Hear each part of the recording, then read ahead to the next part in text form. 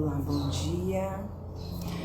Estamos aqui com mais um encontro da leitura meditativa do livro O Supremo Sucesso, do Swami Ramakrishnanda Puri. Estamos indo para o nosso capítulo 9, a transformação. A transformação final. O sol nascente, a lua cheia, a brisa da primavera, o florescer da lótus. Apesar do desenvolvimento da tecnologia e da indústria terem tido seu impacto sobre a natureza, a beleza e o esplendor de tudo isso não diminuem. Apesar de estas pequenas maravilhas persistirem em todo o aspecto do mundo à nossa volta, não somos capazes de aproveitá-las, como as pessoas costumam fazer nas gerações passadas, ou mesmo como fazíamos quando éramos crianças. A incidência da depressão e de outros distúrbios mentais é avassaladora. Um professor escolar nos Estados Unidos me contou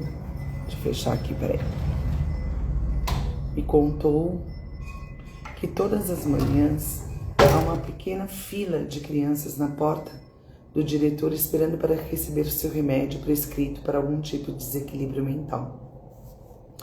Talvez as pessoas achem que o mundo deu uma guinada para pior e que por isso que o entusiasmo e a energia se esgotaram nos últimos anos.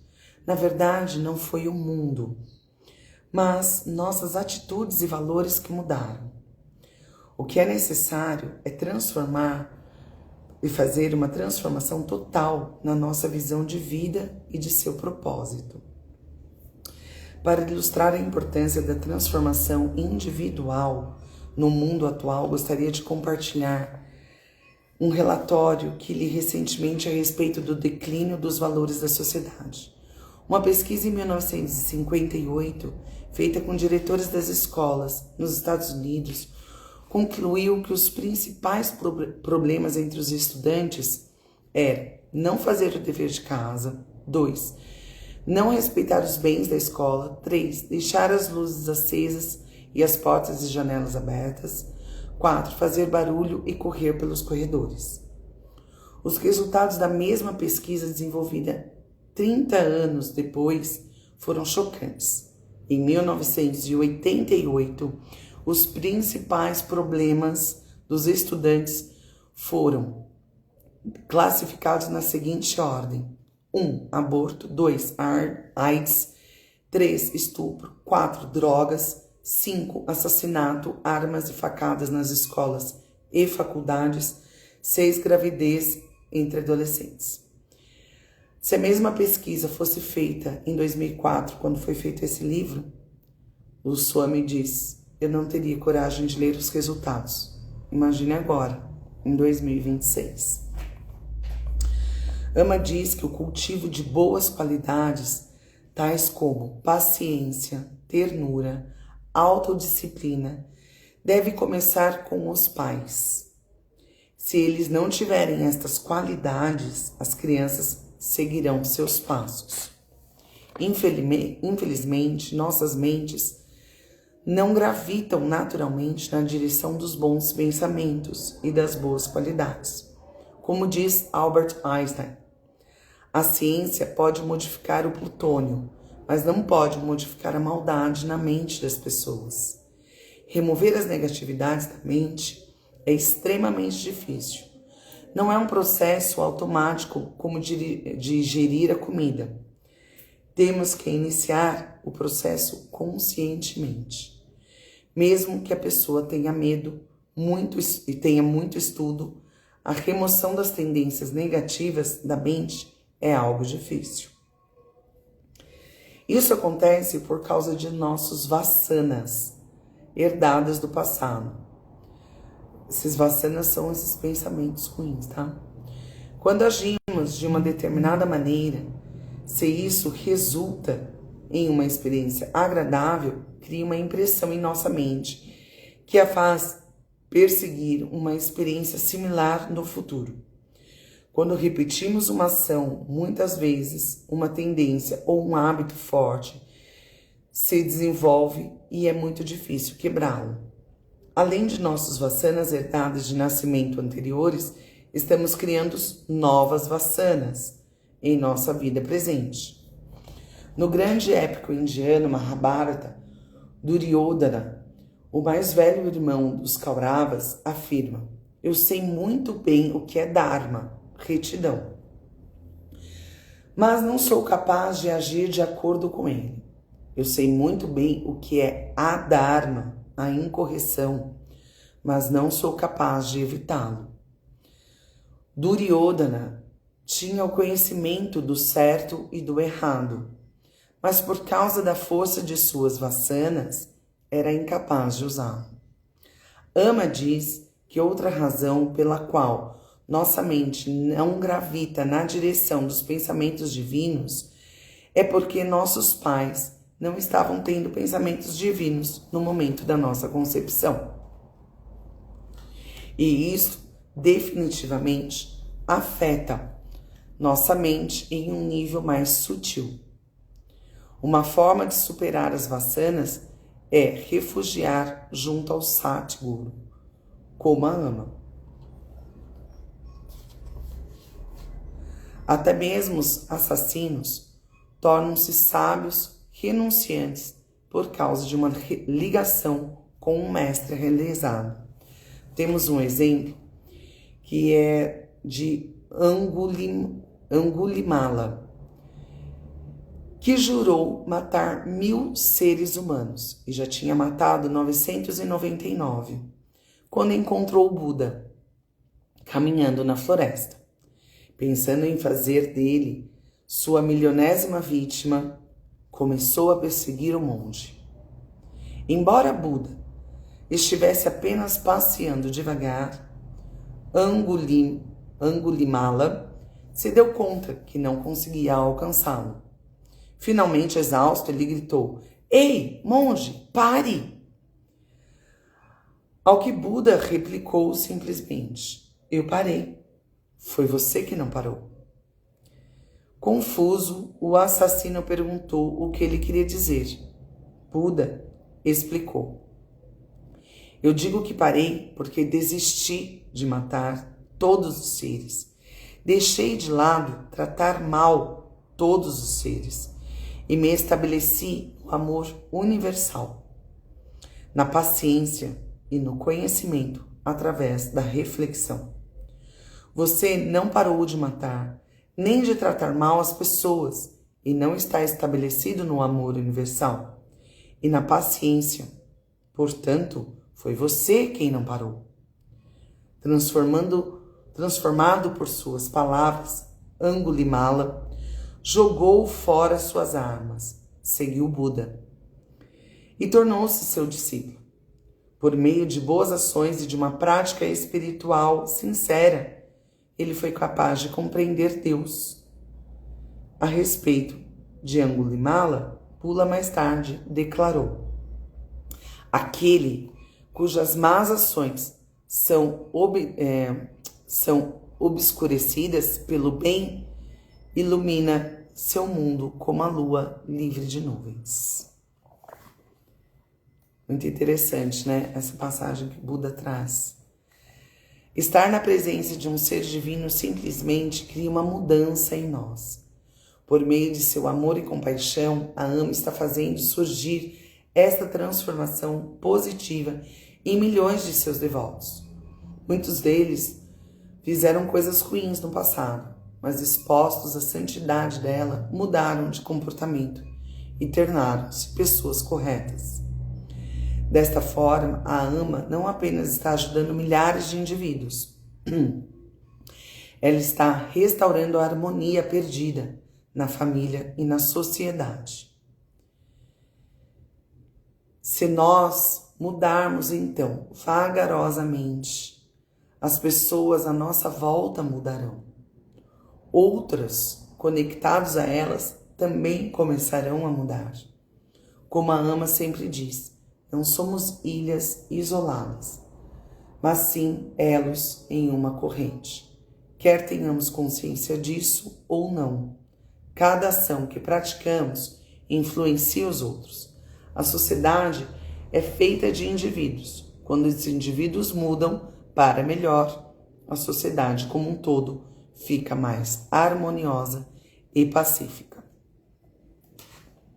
Capítulo 10. O desejo que elimina os desejos. Todos nós temos muitos desejos que, quando realizados, nos deixam muito felizes. Infelizmente, muitos de nossos desejos levam a mais desejos. Não há nada de errado em tentar satisfazer nossos desejos, mas devemos nos lembrar que só porque desejamos algo não significa que aquilo será bom para nós. Isso é um grande ensinamento, simples e muito real, né? Quando temos muitos desejos e expectativas, pode ser difícil meditar, pois não conseguimos nos sentar calmamente, com tantos problemas nos atormentando. Ama diz que, se estamos executando práticas espirituais e assim mesmo desejamos tantas coisas, parte da energia espiritual que geramos com as práticas irá para a materialização desses desejos. Desculpa. Quando nos entregamos a estes desejos, perdemos energia e nosso crescimento espiritual é reduzido.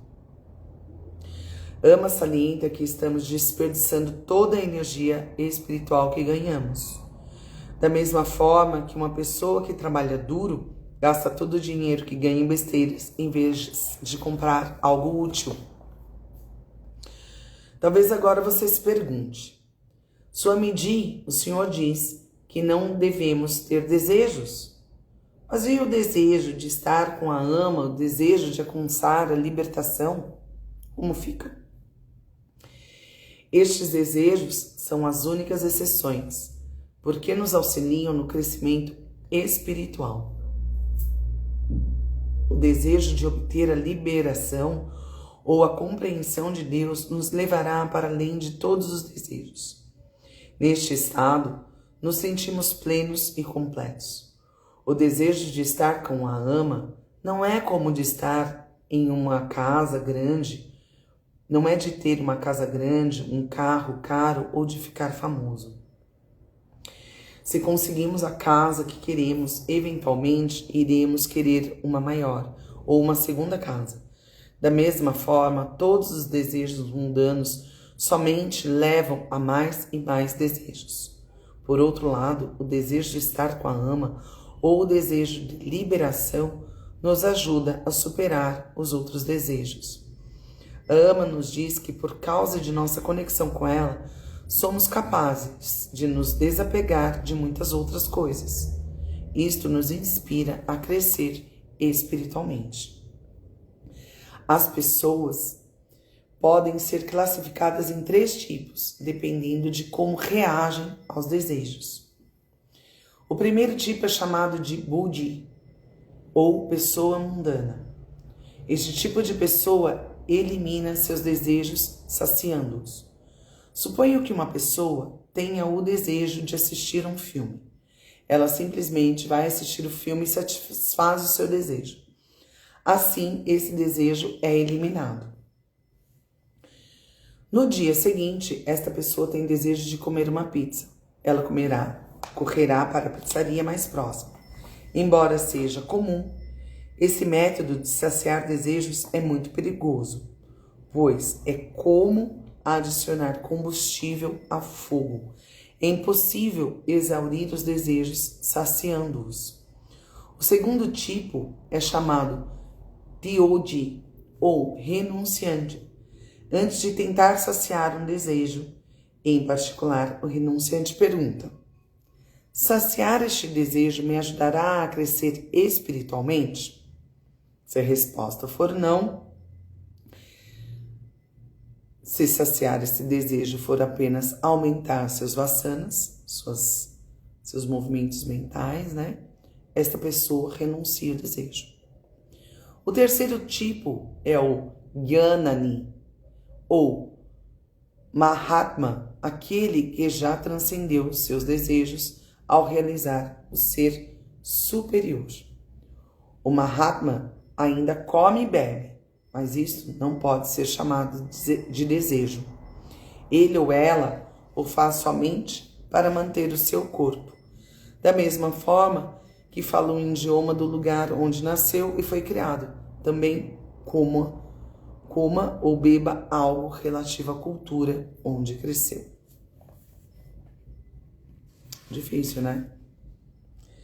A Ama diz que a compaixão é a expressão natural do amor.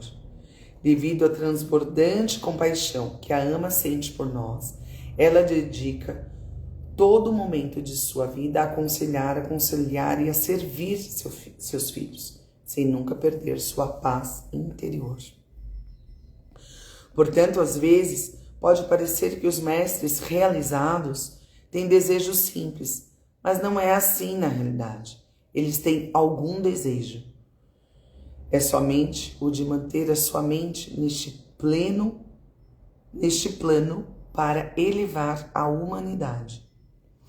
Ao observarmos as ações altruístas dos mestres realizados, somos inspirados a seguir seu exemplo. E isso nos ajuda a transcender nossos desejos egoístas. Os brahmacharinis da Ama são um bom exemplo. Quando chegamos até a Ama, todos nós tínhamos muitos desejos. Eu procurei a Ama para conseguir uma transferência para um banco mais perto da minha cidade. Outro brahmacharini buscou a Ama para que suas bênçãos conseguissem boas notas em seus exames. E cada um teve os seus desejos. E qual é a causa das suas negatividades? As causas das negatividades é a ignorância. Somos ignorantes de nossa verdadeira natureza.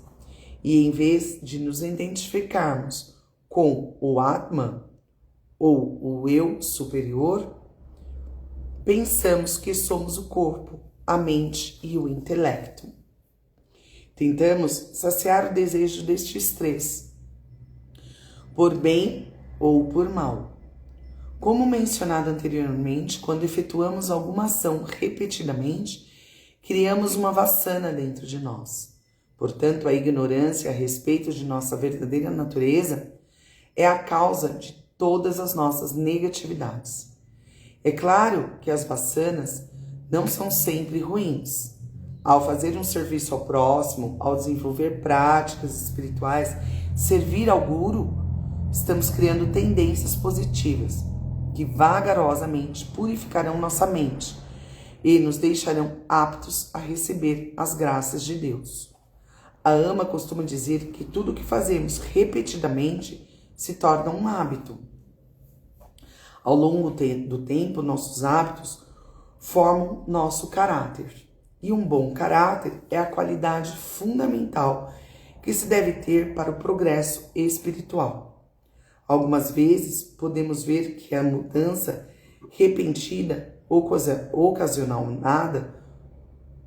ocasionada por ter encontrado a Ama, não dura muito tempo.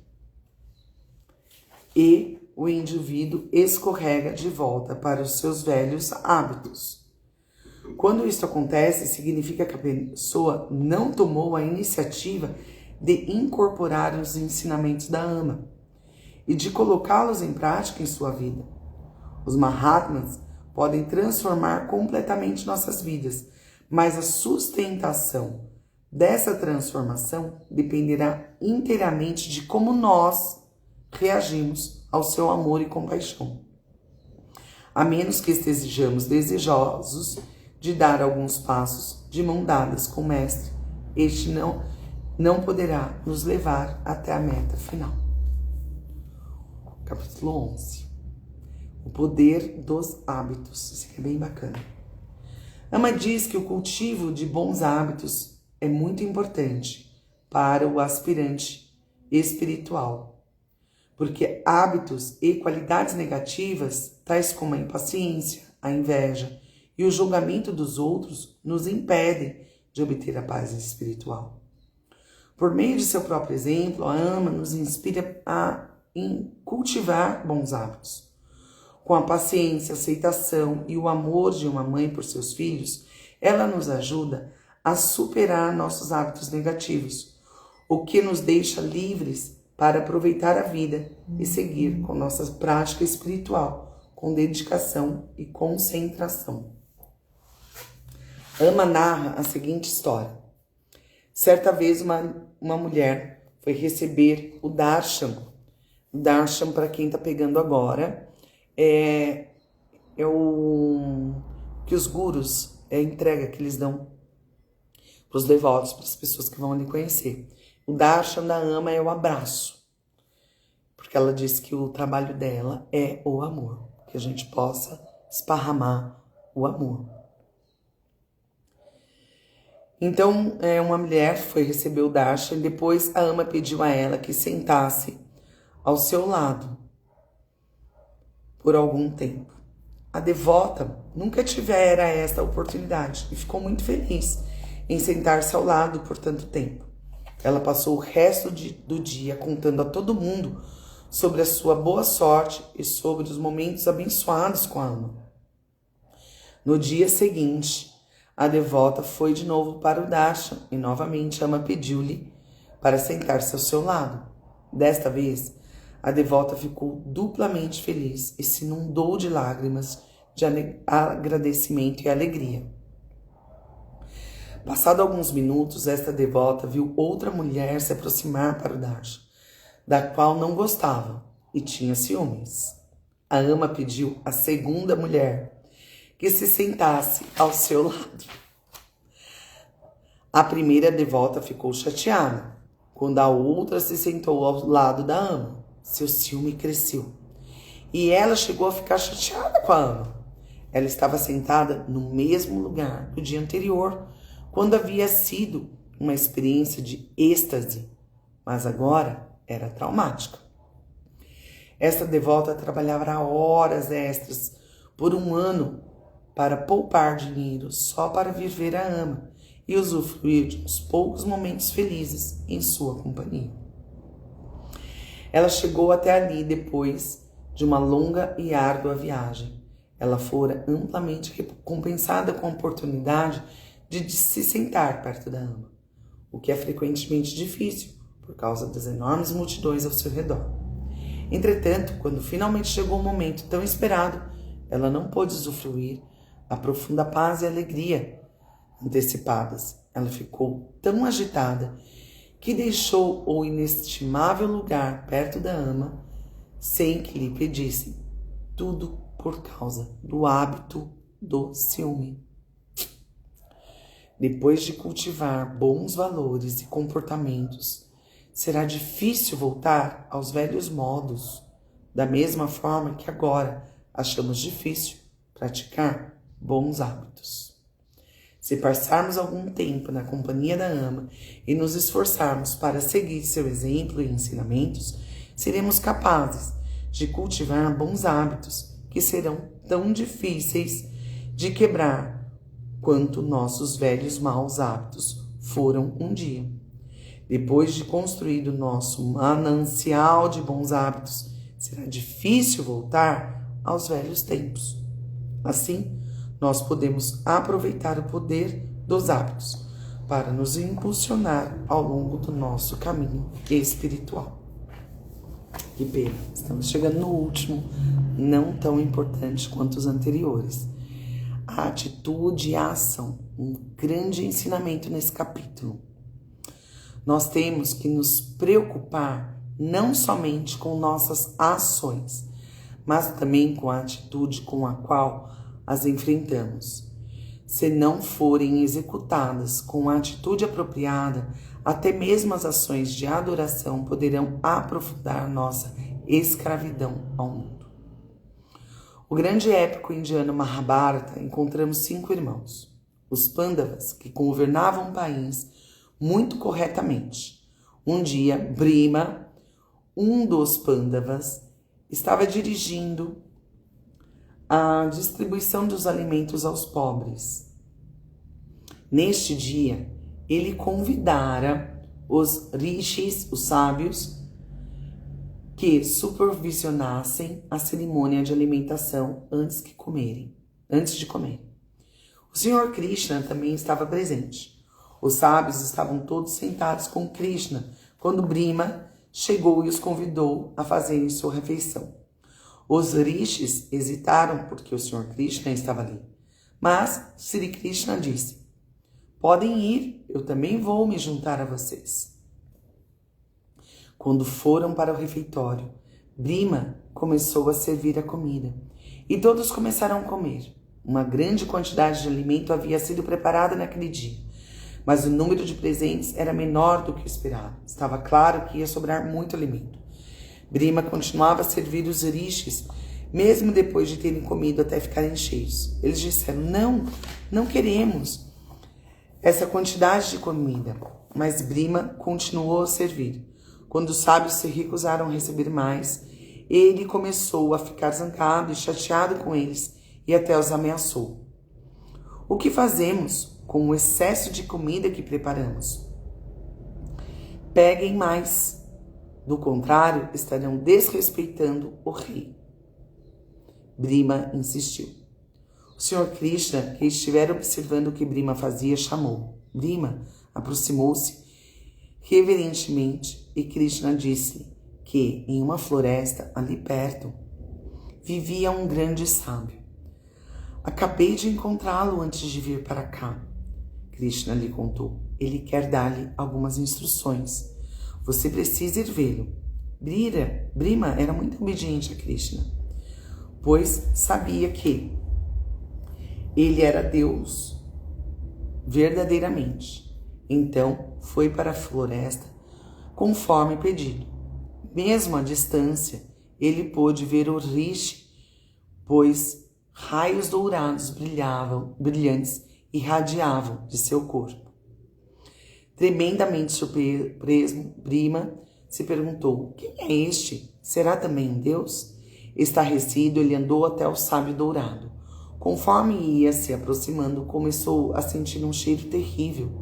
Embora não tolerasse o odor, continuou a chegar mais perto, pois queria prestar seu respeito.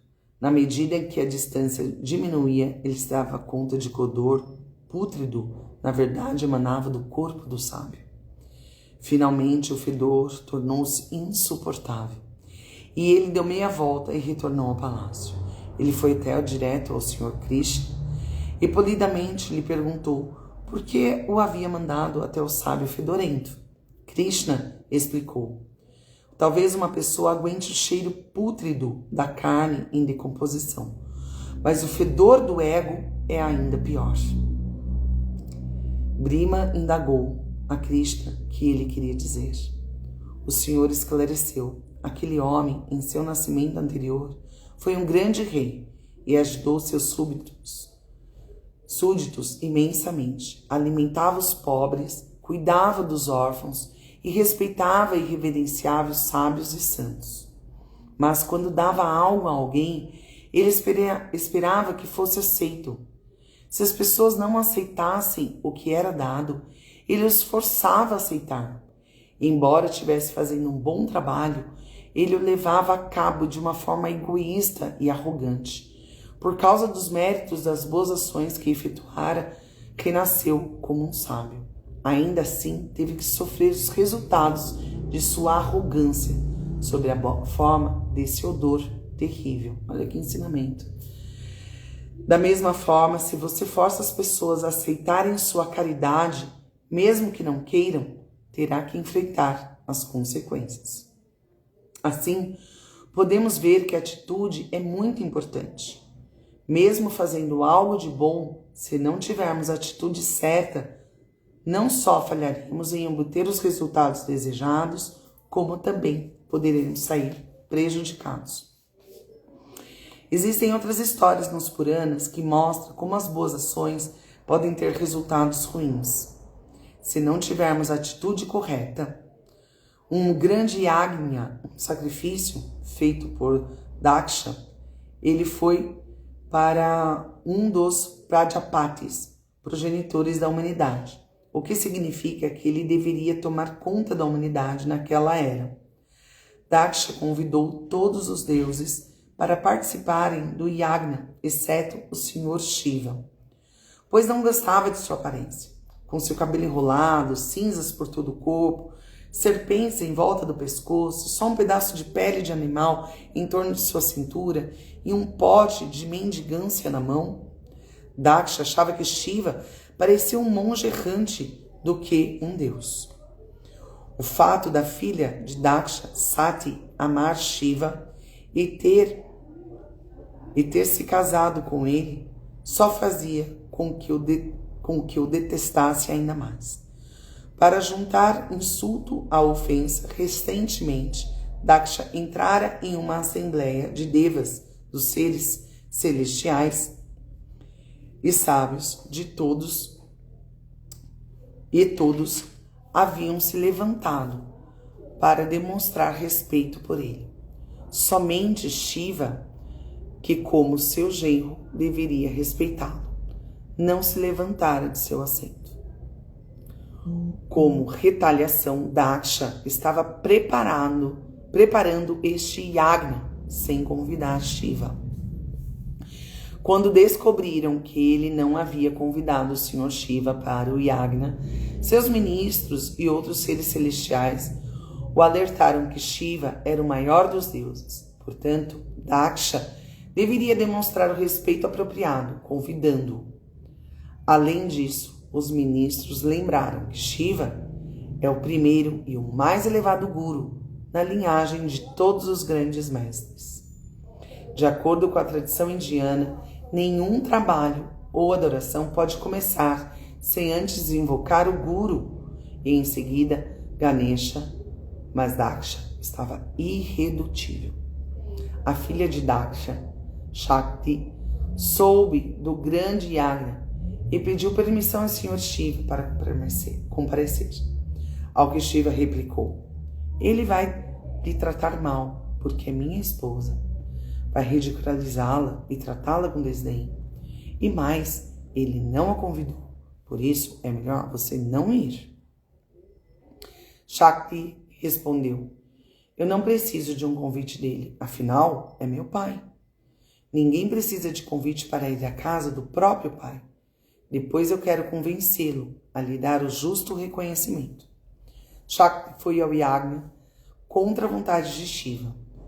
Ela entrou no palácio, onde todos os deuses e seres celestiais estavam sentados, em torno de uma fogueira imensa acesa para o yagna. Como Shiva havia previsto, quando Daksha viu Shakti, foi pouco respeitoso.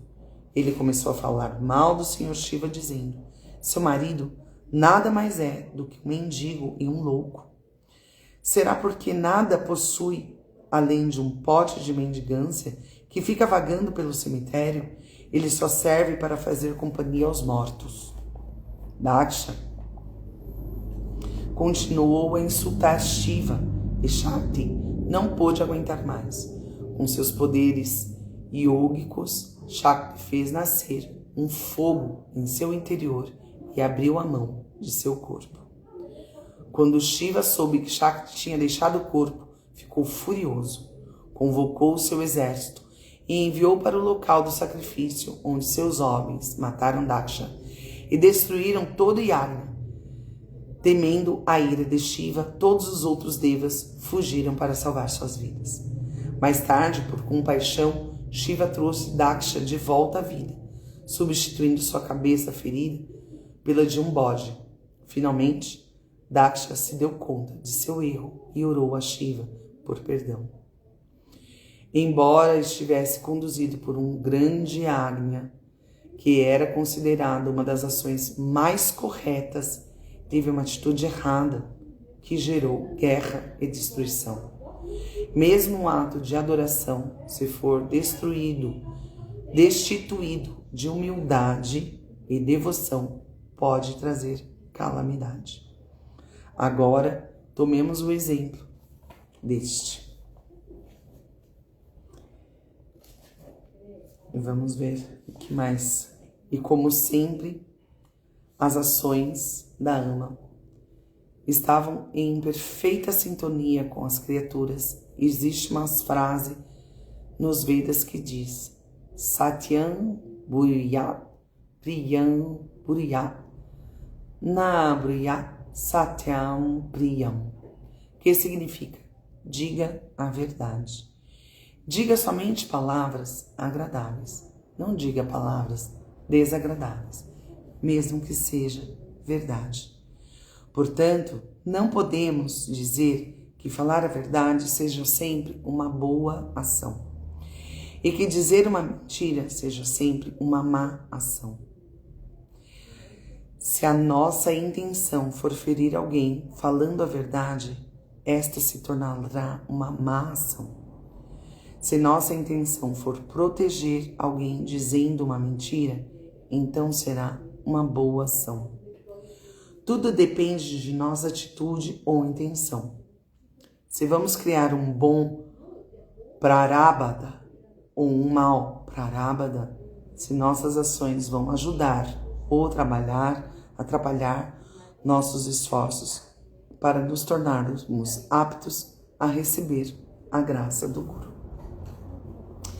Esse capítulo aqui nos fala bastante sobre ação e atitude. Nós tivemos muitos ensinamentos hoje. Foram mais 4 capítulos aqui de muito aprofundamento e de muita filosofia, né? Dentro da filosofia védica, dentro das escrituras. E eu acho que é muito importante, né? Eu só estou fazendo aqui a leitura de alguns trechos, então, que nem aqui, depois desta parte que eu estava lendo para vocês do Mahabharata, a gente tinha ainda um dos Puranas, que também trazia mais e mais informações aqui, que a gente tem dentro dessas escrituras, né, que são os Puranas, os contos, né, o Mahabharata. A gente tem muito ensinamento. E esses ensinamentos fazem com que a gente reflita, né? Esse das nossas atitudes, das nossas ações, a ação correta, a ação incorreta, o momento certo, a hora certa, como transformar. Então, é importante às vezes a gente alinhar mais, né? Tentar ser mais polido. Nem sempre conseguimos, né? A gente, às vezes, age de uma forma que a gente acredita estar fazendo uma boa ação e no final a gente tem um resultado errado dessa ação. E o que a gente pode tirar de ensinamento disso então, vou tentar transformar, vou tentar mudar. Sempre buscar o melhor, né? Ama sempre nos traz esse ensinamento. Então hoje o nosso ensinamento foi bem profundo. Eu vou deixar essa live no Instagram, depois a gente sobe para o YouTube. Então vejam, assistam com calma, tentem absorver esse ensinamento. Eu aconselho que vocês procurem o livro para comprar, porque, como eu disse, eu tô pegando só trechos, então ele tem muita coisa, né? Imagina, em tão pouco tempo a gente ter lido isso tudo, né? Não é tudo que ele tem, ó. A gente já leu quase metade do livro em 2 encontros, então muita coisa não está sendo lida. Então é um convite para uma leitura muito profunda, muito sensível e eu acho que de grande importância para nós mesmos, né? É para o nosso crescimento. Então eu vou fazer um mantra que a gente faz na AMA, na verdade é o Gyana Sloka. A gente faz no início e ao final também, então eu vou fazer hoje esse encerramento nosso. Peço para que vocês cresçam a coluna, alinhem o corpo, façam uma respiração profunda, deixe que todas essas informações penetrem na sua pele e que você liberte a sua mente para que isso faça sentido e que você possa sentir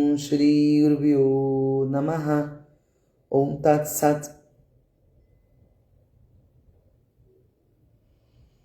Namastê. Gratidão. Que vocês tenham um excelente dia. Para quem chegou mais tarde, assista depois, pegue no YouTube ou adquira o livro, que vale a pena a leitura. Namastê.